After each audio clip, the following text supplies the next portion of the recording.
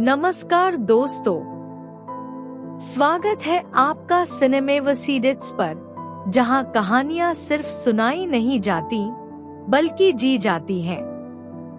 आज हम लेकर आए हैं 90s की सबसे प्यारी, सबसे पारिवारिक और सबसे भावुक कहानी, हम आपके हैं कौन। यह सिर्फ एक लव स्टोरी नहीं, यह रिश्तों, परंपराओं और त्याग की वो मिसाल है जिसने पूरे भारत का दिल छू लिया था। तो चलिए बैठिए सुकून से और सुनिए इस क्लासिक फिल्म की संपूर्ण कहानी, एक बुक रीडिंग शैली में, सिर्फ आपके लिए। दिल्ली के एक संस्कारी घर में दो भाई राजेश और प्रेम अपने चाचा कैलाशनाथ के साथ रहते थे। जहां राजेश जिम्मेदार और शांत स्वभाव के थे, वहीं प्रेम चुलबुला, मस्तमौला और जीवन में रंग भरने वाला था। कैलाशनाथ अपने दोनों भतीजों से बहुत प्रेम करते थे और अब चाहते थे कि राजेश की शादी हो जाए ताकि घर में एक बहू आकर इस परिवार को संपूर्ण बना दे। एक दिन कैलाशनाथ की कॉलेज का पुराना मित्र सिद्धार्थ चौधरी उनसे मिलने आता है। बातचीत के दौरान पता चलता है कि सिद्धार्थ की दो बेटियां हैं, पूजा और निशा। उसी मुलाकात में दोनों परिवारों के बीच यह निर्णय होता है कि राजेश की शादी पूजा से की जाएगी।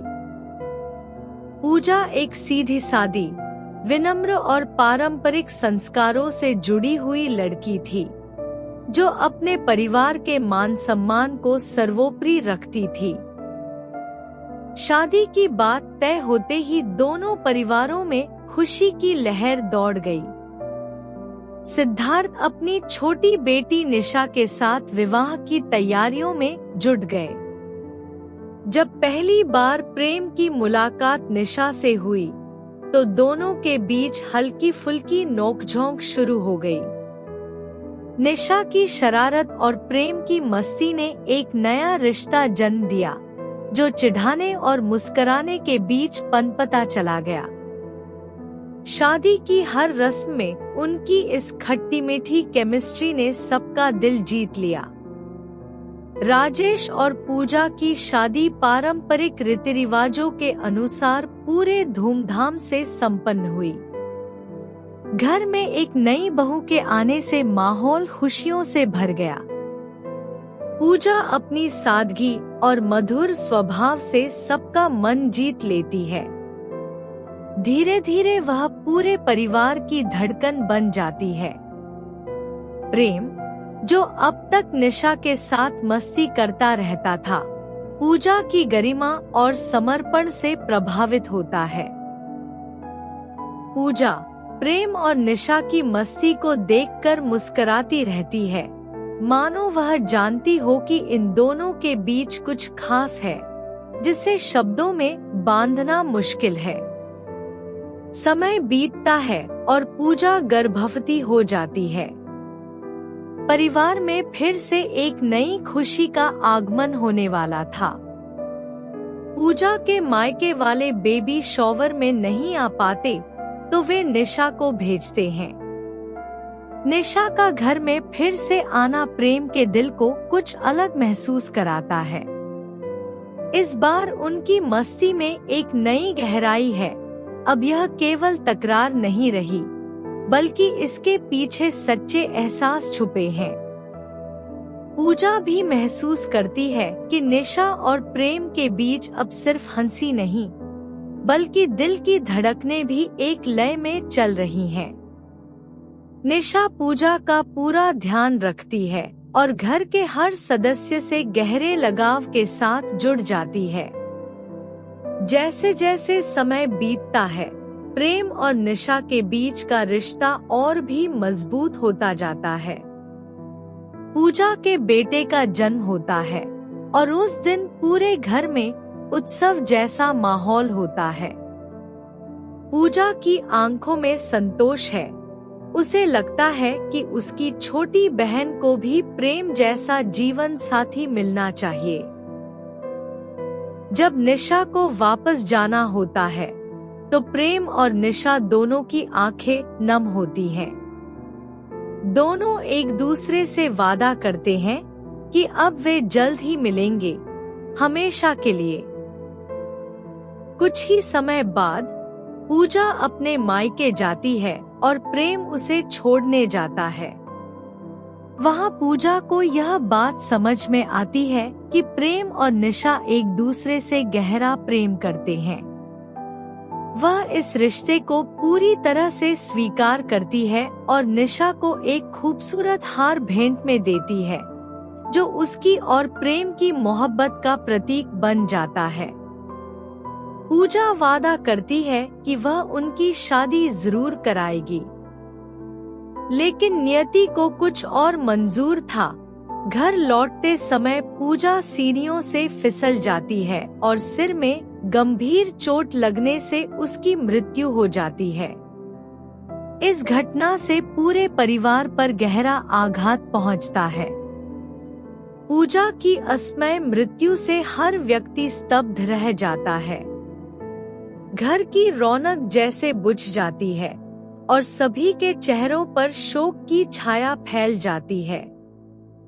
पूजा के नन्हे बेटे की देखभाल की जिम्मेदारी निशा निभाने लगती है। उसके स्नेह और सेवा भाव से सभी प्रभावित होते हैं।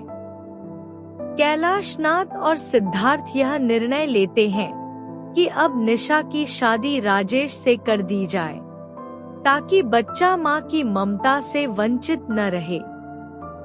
यह निर्णय परिवार की भलाई को देखते हुए लिया गया, लेकिन प्रेम और निशा के दिलों में तूफान उठ चुका था। निशा अपने माता पिता की बातचीत से यह मान बैठती है कि शादी की बात प्रेम के लिए हो रही है। उसका चेहरा खुशी से खिल उठता है और वह खुशी खुशी हाँ कर देती है।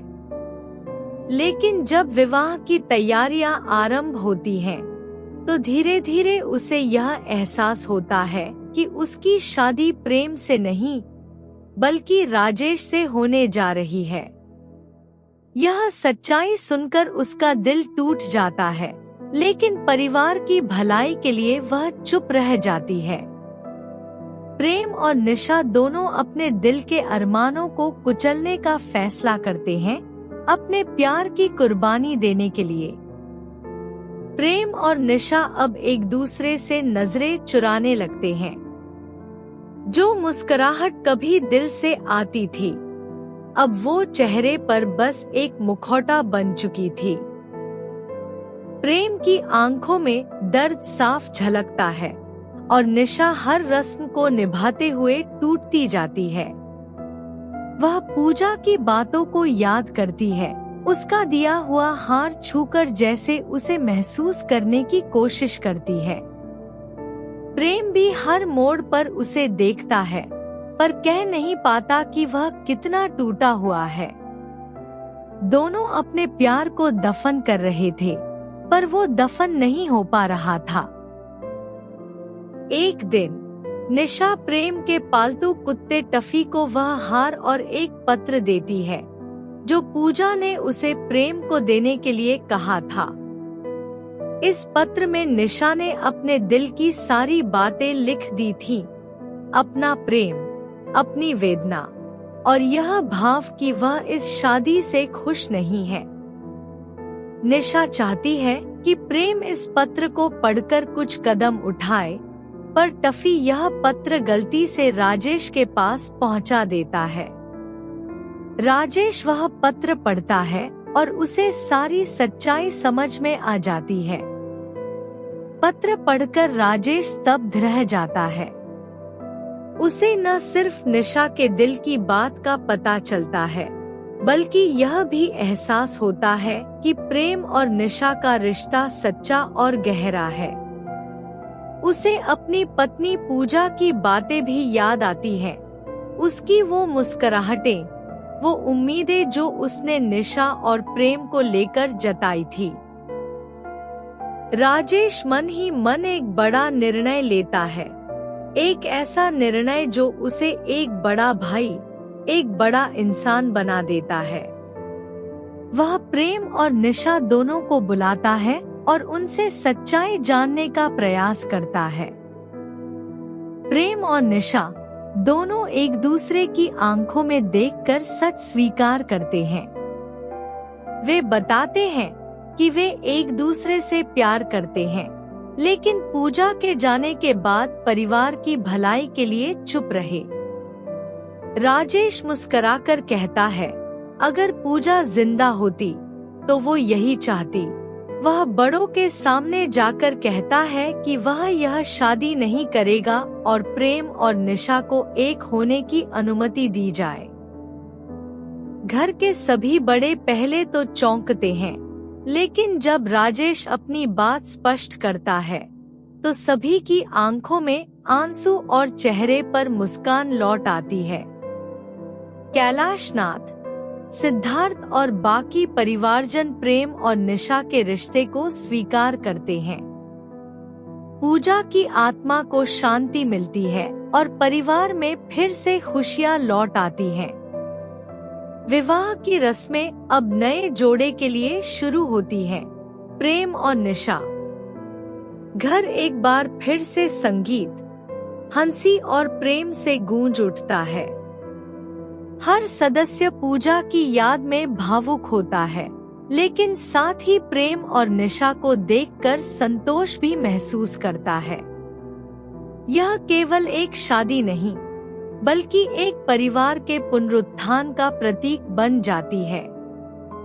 शादी की हर रस्म में अब प्रेम और निशा एक दूसरे की आंखों में खोए रहते हैं। जिन भावनाओं को उन्होंने दबाया था, अब वे खुलकर सामने आ रही थी। पूरे घर में उत्सव का माहौल था, जैसे हर दुख अब खुशी में बदल चुका हो। प्रेम अब एक जिम्मेदार पुरुष बन चुका था, जो अपने प्यार की रक्षा करना जानता था। निशा के चेहरे पर सच्ची मुस्कान लौट आई थी, एक ऐसी मुस्कान जो वर्षों तक याद की जाएगी। घर के हर सदस्य को लगने लगा कि परिवार अब फिर से पूरा हो गया है। हम आपके हैं कौन? एक सवाल नहीं, बल्कि एक एहसास है जो हर रिश्ते को एक डोर में बांधता है। यह कहानी हमें सिखाती है कि प्यार, बलिदान और समझदारी ही परिवार की असली नींव होते हैं। जब कोई रिश्ता टूटता है तो उसे जोड़ने के लिए बस एक सच्चा दिल चाहिए। प्रेम और निशा की कहानी सिर्फ एक प्रेम कहानी नहीं थी, यह परिवार, मर्यादा और आत्मिक जुड़ाव की मिसाल थी। और यही इस कहानी को कालजयी बनाता है, क्योंकि हम सब किसी न किसी के अपने हैं। तो दोस्तों, यही थी हम आपके हैं कौन कि वो भावनात्मक और दिल को छू लेने वाली कहानी, जिसमें प्यार था, परिवार था और वो हर भावना थी जो एक भारतीय दिल को सबसे ज्यादा जोड़ती है।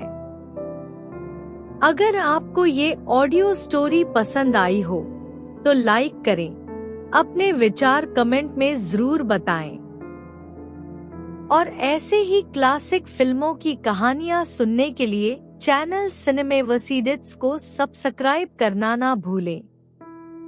मिलते हैं अगली कहानी में, तब तक के लिए खुश रहिए और जुड़े रहिए सिनेमेवसीडिट्स के साथ।